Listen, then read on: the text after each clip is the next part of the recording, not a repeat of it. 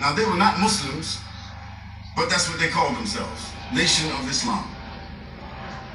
I say they're not Muslims because in their own newspaper today, they're the same people. They say Allah came in the form of a man in 1935. A black man. And his name was Master W. Farad. So that's kufr. That's shirk.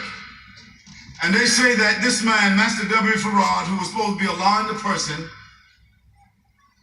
nominated and selected Elijah Poole or Elijah Muhammad as his messenger and prophet.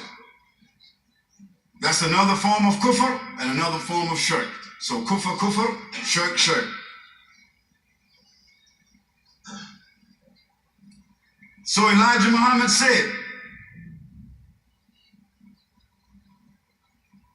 that there was no paradise, no hereafter. Another form of kufr, another form of shirk. He said that paradise is in this life, and hellfire is in this life, and resurrection is only in the mind. So this is kufr again. So kufr, kufr, kufr, kufr now. And he said that the Quran was given to him by Allah, Master W. Farad, to be interpreted for this time only for the black man. Another form of kufr. So 5 times kufr. So they're pure kafirs. The man called Louis Farrakhan, Minister Louis Farrakhan. No doubt he is the student and the follower of Elijah Muhammad, and he has built a platform upon that same platform. And we have to give credit where credit is due. They are kafirs, pure kafirs, because they are still saying today exactly what Elijah Muhammad said in 1945. They are still saying today in their newspaper, anyone can go to www. Nation of Islam or www.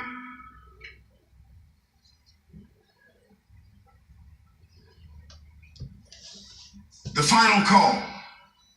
Go to www. The Final Call or www. The Nation of Islam, and you will see that they say today exactly what Elijah Muhammad said in 1945, no difference.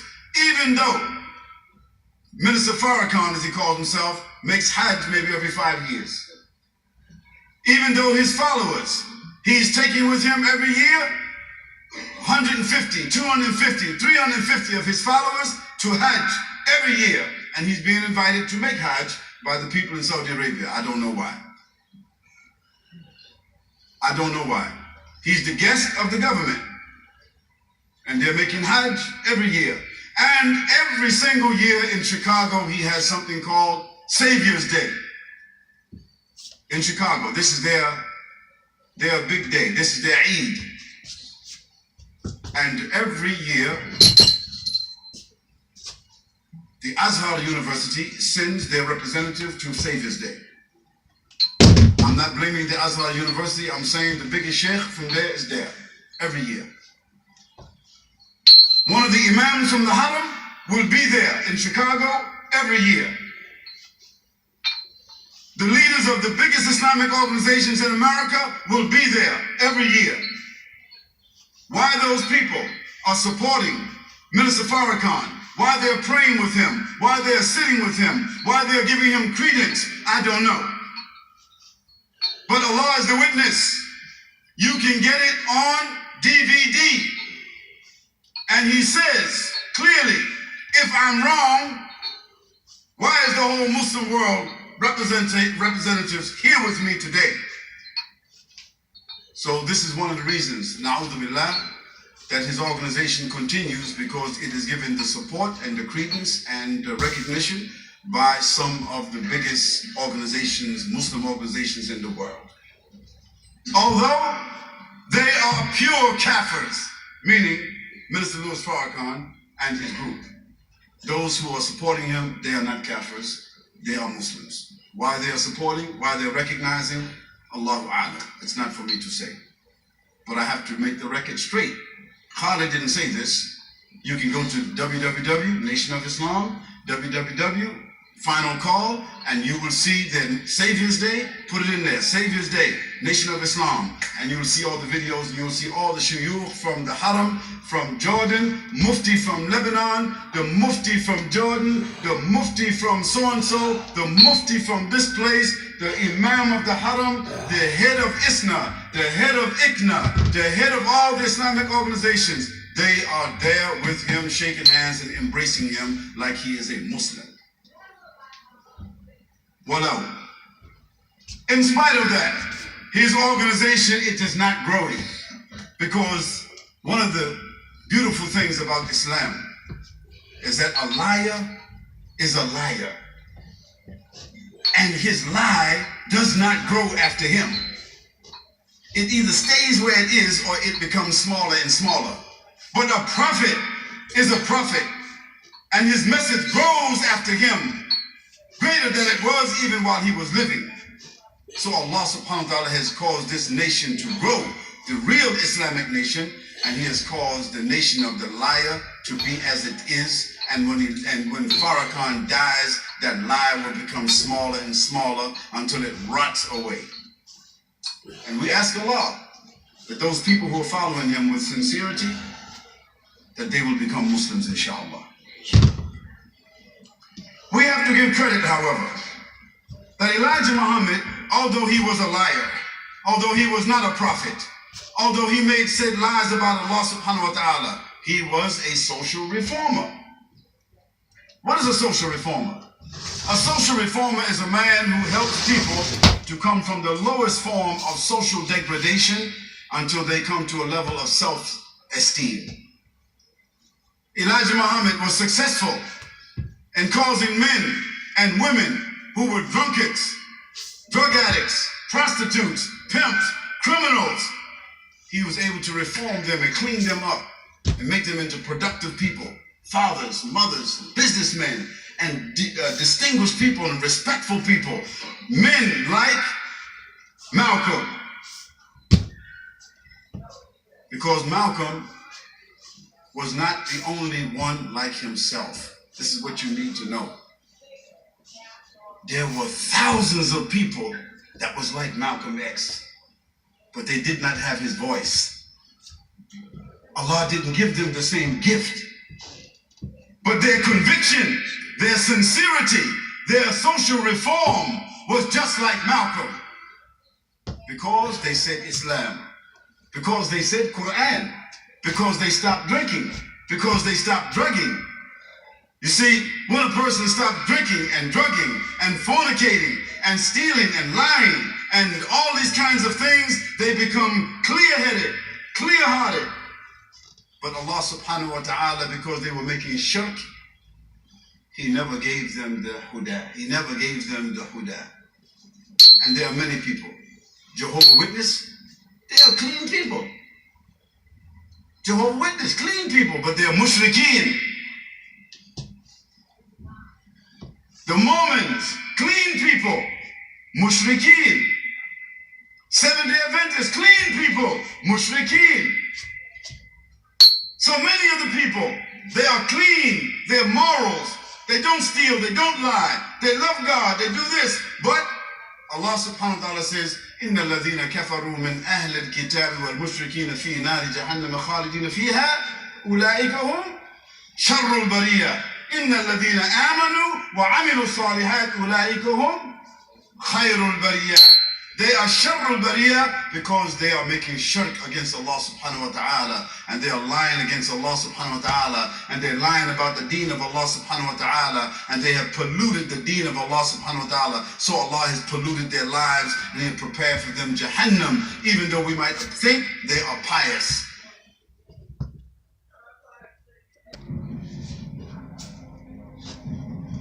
Hayy Many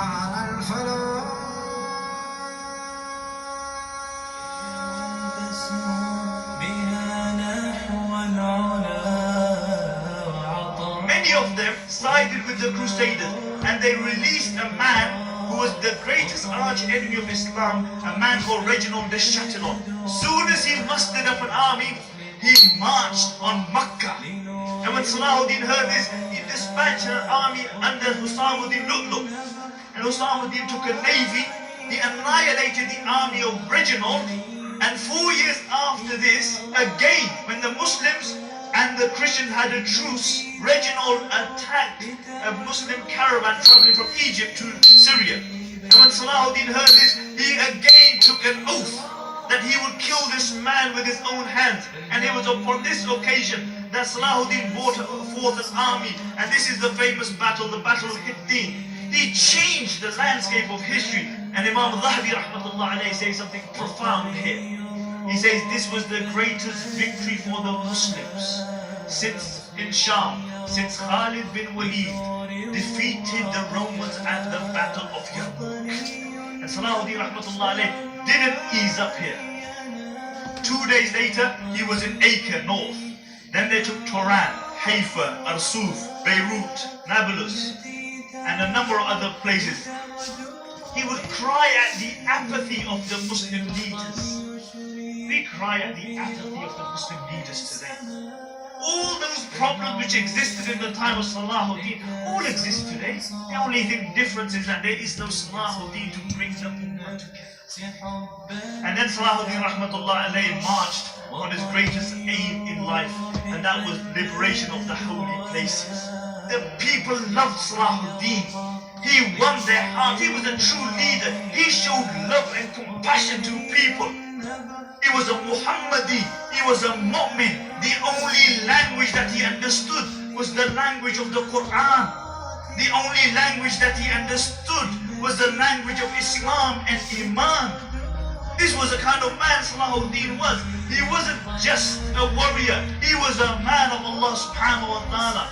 The good loved him, the bad loved him, the Muslims loved him, the non-Muslims loved him. Everybody loved Salahuddin. And what did this king leave behind him? King of Egypt, king of Syria, Lebanon, Yemen. What did he leave behind him?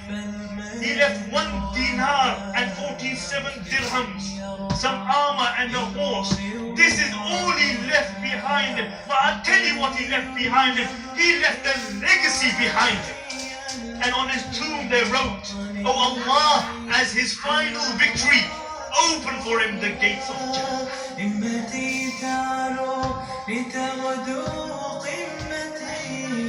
And today I want to speak about a person, by Allah, numbers never scared him. Europe threw everything that they had at him. Salahuddin fulfilled the rights of jihad. Salahuddin fulfilled the rights of this ummah. Salahuddin was ready to sacrifice everything for the sake of Allah. It was almost as though Allah kept Salahuddin back from the people of Badr so he could deal with his enemies at a different place and a different time. And the testimony to the greatness of this man is that every single person claimed him. Even his arch enemies claimed him.